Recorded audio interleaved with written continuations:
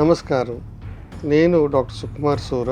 మీరు కొంచెంసేపు నడిచినా, నుంచున్నా మీ కాళ్ళలో నొప్పి కానివ్వండి, బరువుగా కానివ్వండి, మొద్దుబారడం కానివ్వండి, లేదా తిమిర్లు వస్తున్నాయా? కూర్చుంటే ఆ బాధలు తగ్గిపోతున్నాయా? అయితే మీరు లంబార్ కెనాల్ స్టెనోసిస్తో బాధపడుతున్నట్లు.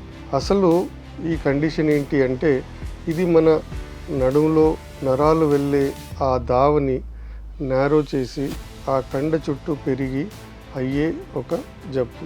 ఇది ఎవరిలో ఎక్కువగా చూస్తాము. వయసు పెరిగే కొద్దీ వచ్చే అరుగుదల వల్ల ఇది ముఖ్యంగా వృద్ధుల్లో వస్తుంది.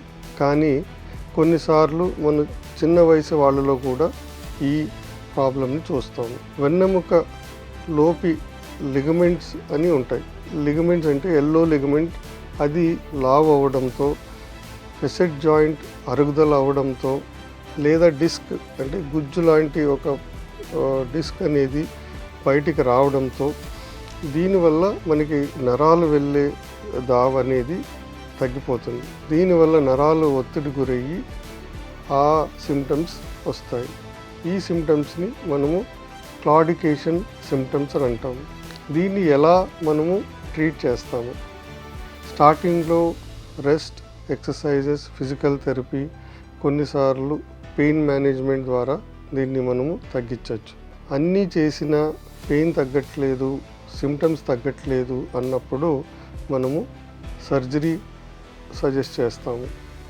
పాతకాలంలో లేదా పాత పద్ధతిలో ఓపెన్ సర్జరీ చేసి ఆ బోన్ మొత్తం తీసేసి, టిష్యూస్ అన్నీ తీసేసి, నరాలని ఫ్రీ చేసిన తర్వాత స్క్రూ రాడ్ వేసి బిగించేవాళ్ళు. ఇప్పుడు మనము కొత్తగా పద్ధతిలో ఫుల్ ఎండోస్కోపిక్ స్పైన్ సర్జరీ అని చేస్తాము.